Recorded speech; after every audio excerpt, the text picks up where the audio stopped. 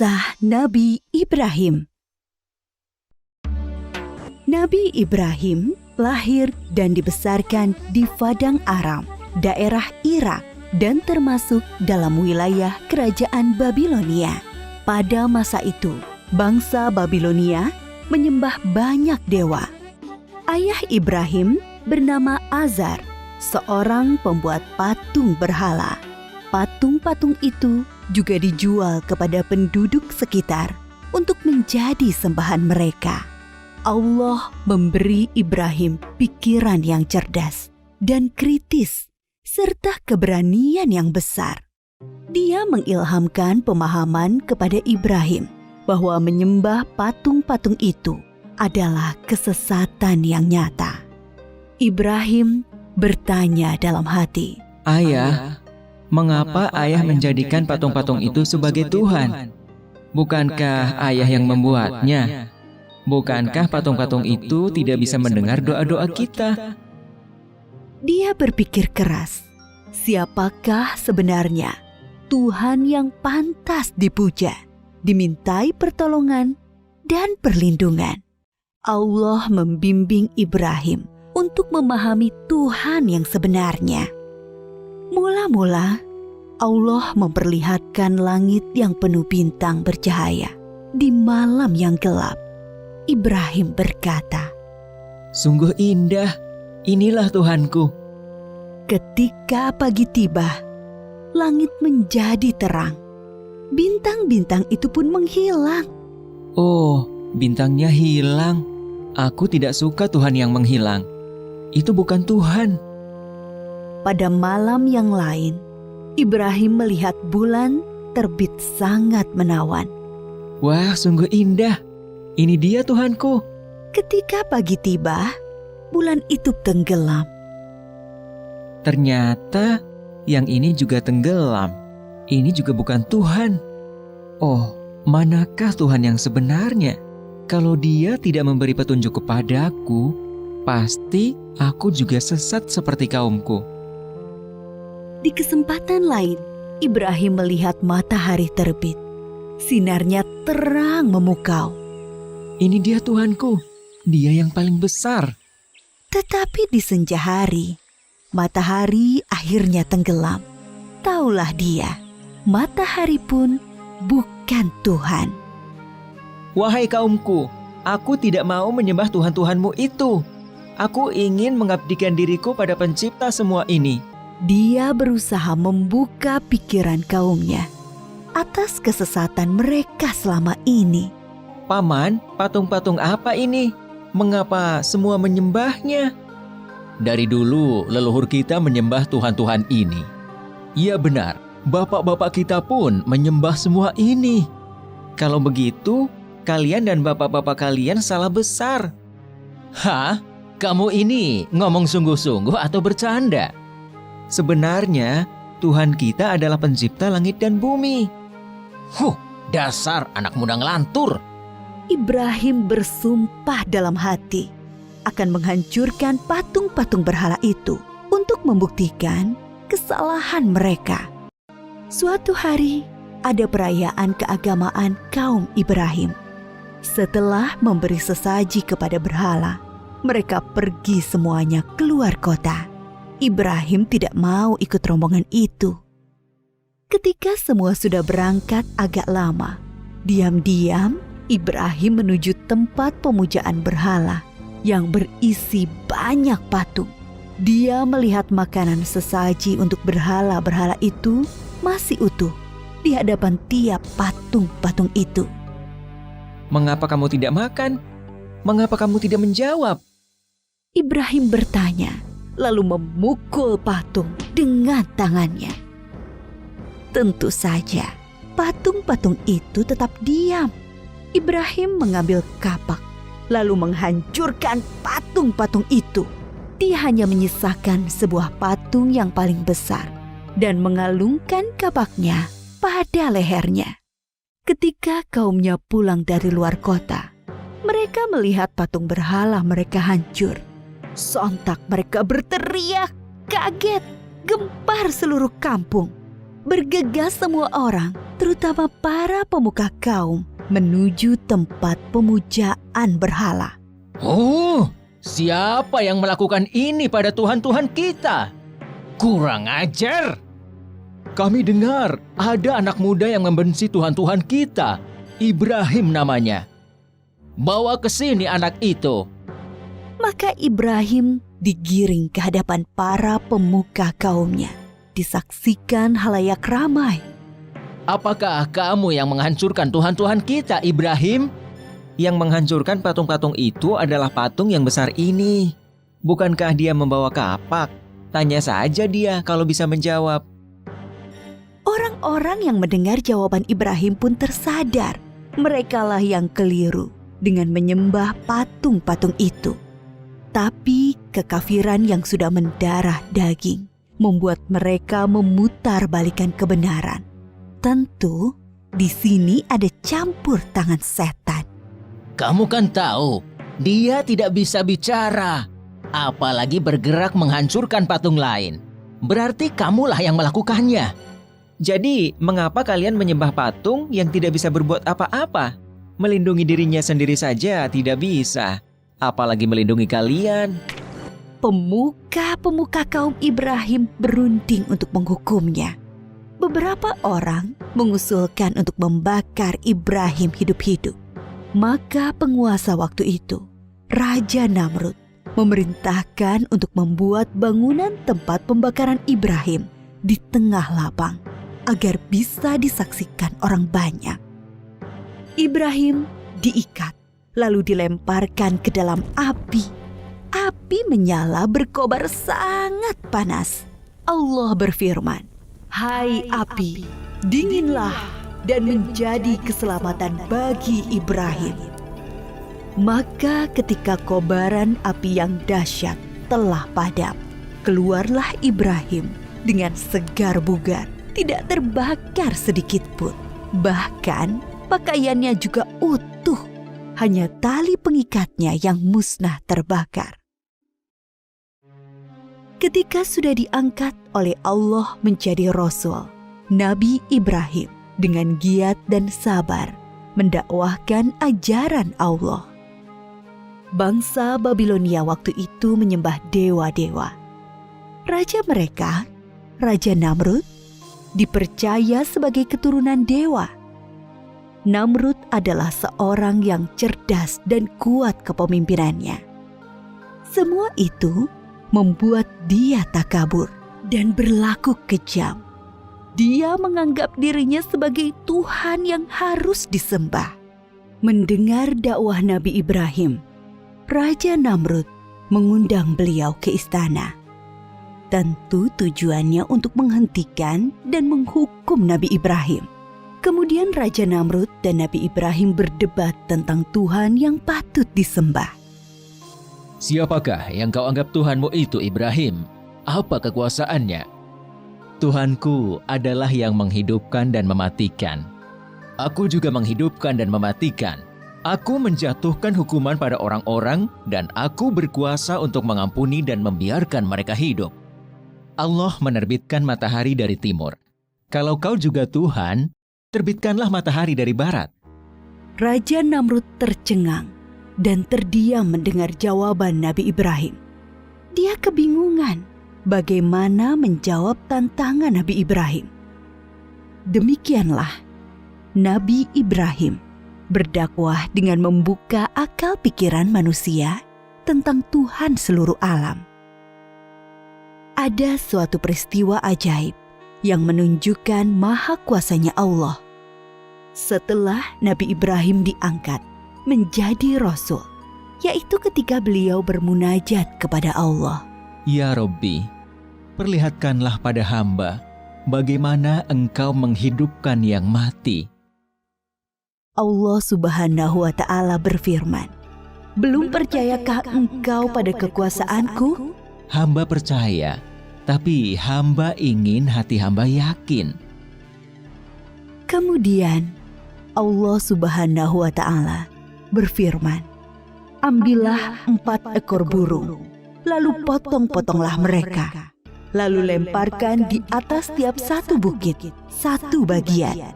Kemudian, panggillah mereka. Pasti mereka akan datang kepadamu dengan segera. Nabi Ibrahim melakukan yang diperintahkan Allah. Maka keimanannya bertambah mantap. Kepada bapaknya, Nabi Ibrahim tidak putus asa mengajak meninggalkan penyembahan berhala. Wahai ayahku, mengapa ayah menyembah sesuatu yang tidak bisa mendengar dan melihat, serta tidak dapat berbuat apa-apa untuk menolongmu? Sesungguhnya Allah memberi aku ilmu. Ikutilah aku, wahai ayahku. Jangan ikuti setan. Aku takut engkau akan ditimpa azab. Bencikah kau pada Tuhan-Tuhanku Ibrahim? Diam. Kalau tidak, kau akan aku rajam. Pergilah, tinggalkan aku. Selamat berpisah, ayah. Semoga keselamatan dilimpahkan kepadamu. Aku akan memohonkan ampunan dan hidayah untukmu. Nabi Ibrahim terus memohonkan ampunan Allah untuk Azar.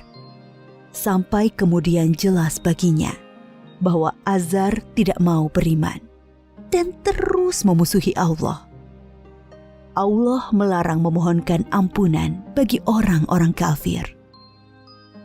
Setelah terbukti tidak ada yang beriman di antara kaumnya selain Lut, keponakan beliau dan sanak sepupu beliau yang menjadi istri beliau, Nabi Ibrahim hijrah meninggalkan kampung halamannya di Irak. Atas perintah Allah, beliau menuju Palestina atau Syam bersama istri dan keluarga Lut. Di Palestina, Nabi Ibrahim terus berdakwah kepada penduduk setempat. Sambutan penduduk Palestina terhadap dakwah beliau kurang bagus. Akhirnya muncul paceklik dan wabah penyakit di sana. Atas perintah Allah, Nabi Ibrahim dan Nabi Lut berpisah.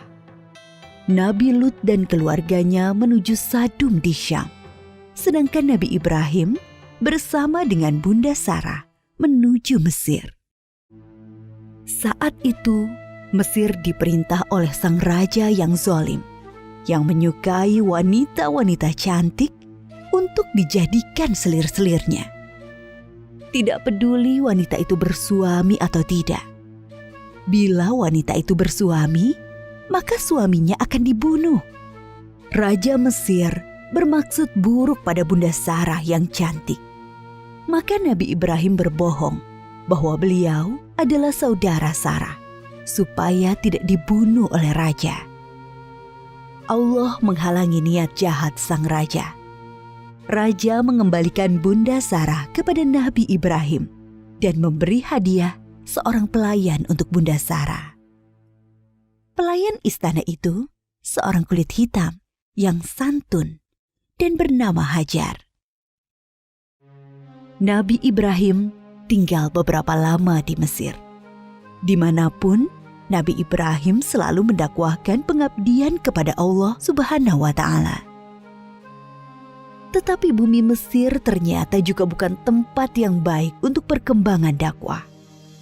Maka Allah memerintahkan untuk hijrah kembali ke Palestina. Sekian puluh tahun berkeluarga, Nabi Ibrahim belum dikaruniai anak, meskipun tak henti-henti beliau berdoa, memohon keturunan. Menyadari dirinya ternyata mandul dan semakin tua, Bunda Sarah meminta Nabi Ibrahim untuk menikahi Hajar, pelayan mereka yang solehah dan setia. Dari perkawinan Nabi Ibrahim dan Bunda Hajar, lahirlah Ismail. Kebahagiaan Nabi Ibrahim dan Ibunda Hajar ternyata membuat tidak nyaman pikiran Bunda Sarah. Teringat akan dirinya yang mandul, membuat pilu hati beliau. Nabi Ibrahim menyadari dan memahami situasi ini. Allah memerintahkan beliau menempatkan Ismail dan ibunya terpisah dengan Bunda Sarah. Suatu hari, Nabi Ibrahim menyuruh Bunda Hajar untuk berkemas-kemas. Mereka akan mengadakan perjalanan jauh. Ismail yang masih menyusu pada ibunya tentu dibawa pula. Mereka melintasi rute yang panjang Dan akhirnya sampailah ke suatu tempat yang sangat gersang. Tidak ada pohon-pohonan tempat bernaung, udaranya pun panas. Yang ada hanyalah hamparan pasir dan bukit-bukit berbatu. Nabi Ibrahim turun dari kendaraannya, kemudian menurunkan istri dan anaknya.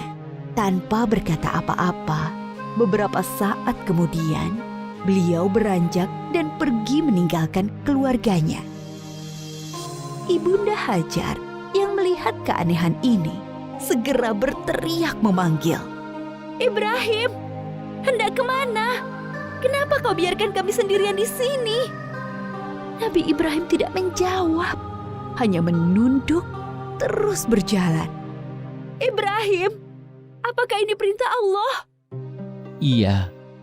"Kalau begitu aku yakin Allah tidak akan membiarkan kami." Ibunda Hajar begitu sabar dan ridho pada keputusan Allah.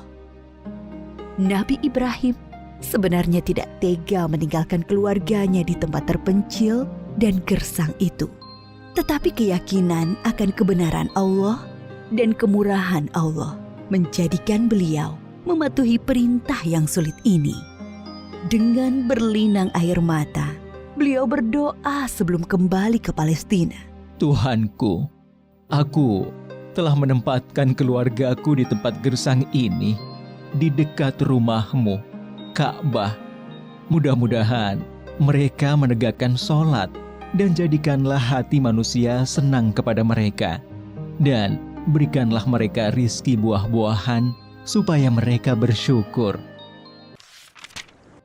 Kurang lebih 10 tahun kemudian, sekitar Ka'bah sudah menjadi tempat yang ramai berkat munculnya sumber air Zam-Zam. Banyak orang bermukim di sana. Ibunda Hajar dan Ismail sangat dihormati oleh penduduk karena mereka dianggap pemilik sumber air itu. Ismail tumbuh menjadi anak yang tampan, santun, dan sabar. Suatu ketika, Nabi Ibrahim mengunjungi keluarganya di Mekah. Setelah beberapa lama tinggal di sana, suatu malam beliau bermimpi menyembelih Ismail. Nabi Ibrahim termangu-mangu memikirkan mimpinya. Wahyu dari Allah atau godaan setan? 2 malam berikutnya, mimpi yang sama terulang. Maka pagi harinya, setelah mimpi yang ketiga, beliau yakin ini perintah Allah yang harus dilaksanakan walaupun terasa sangat berat di hati. Nabi Ibrahim bermusyawarah dengan keluarganya tentang mimpi itu. Anakku, aku melihat dalam mimpi, aku menyembelihmu. Pikirkan, apa pendapatmu?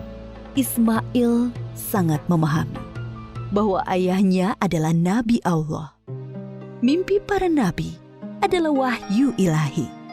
Dengan mantap dia menjawab, Ayah, laksanakan perintah Allah.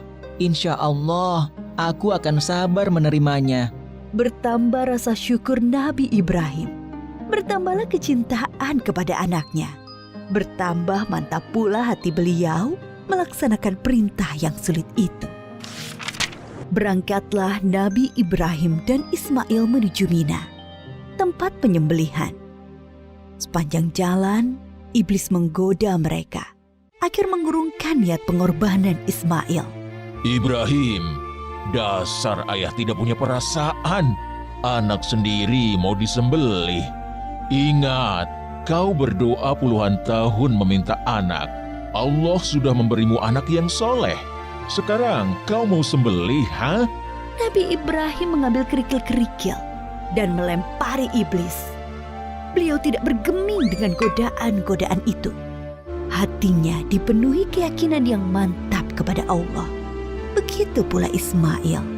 Sampai di tempat penyembelihan, Nabi Ibrahim membaringkan Ismail, bersiap mengayunkan golok yang tajam ke leher anaknya. Lalu Allah berfirman, "Hai Ibrahim, engkau telah menaati perintahku.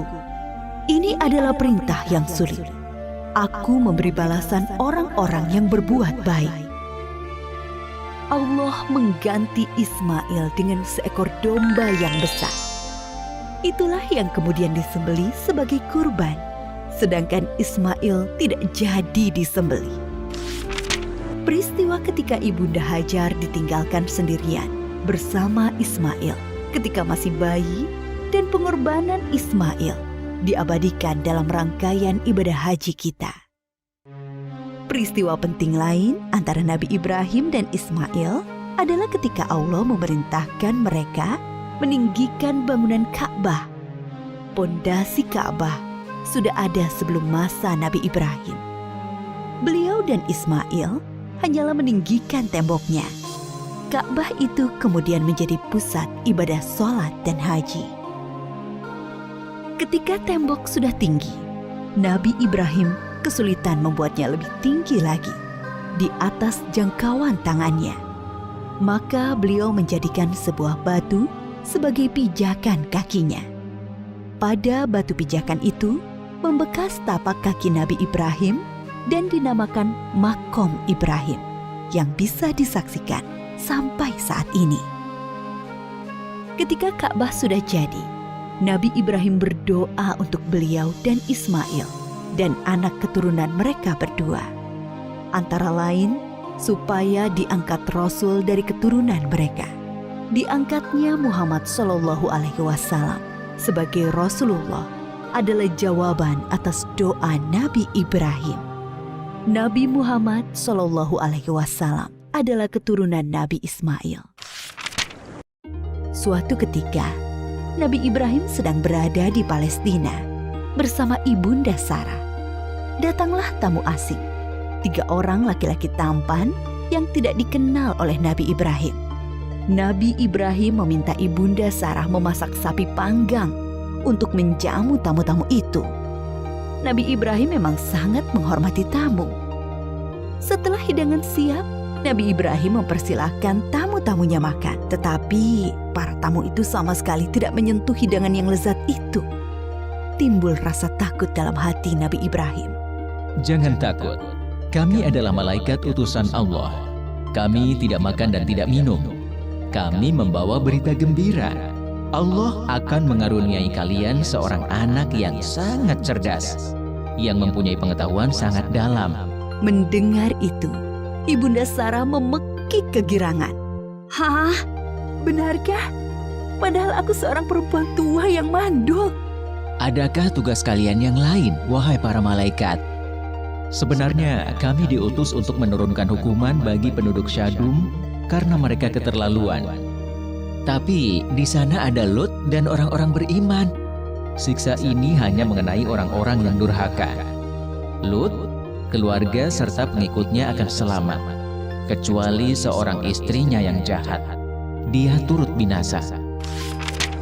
Nabi Ibrahim dikaruniai keturunan di masa tuanya. Beliau sendiri dikaruniai umur panjang.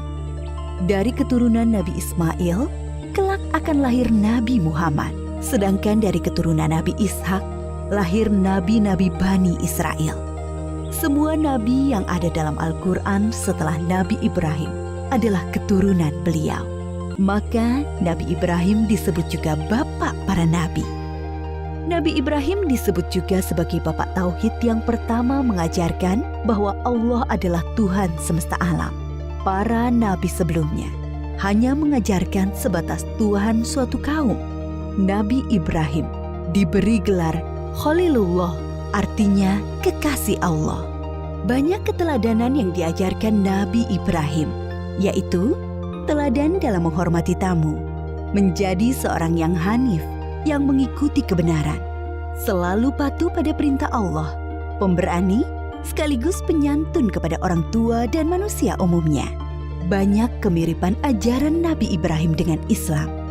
Dari peristiwa Isra Mi'raj, Nabi Muhammad bercerita bahwa sosok Nabi yang paling mirip dengan beliau adalah Nabi Ibrahim.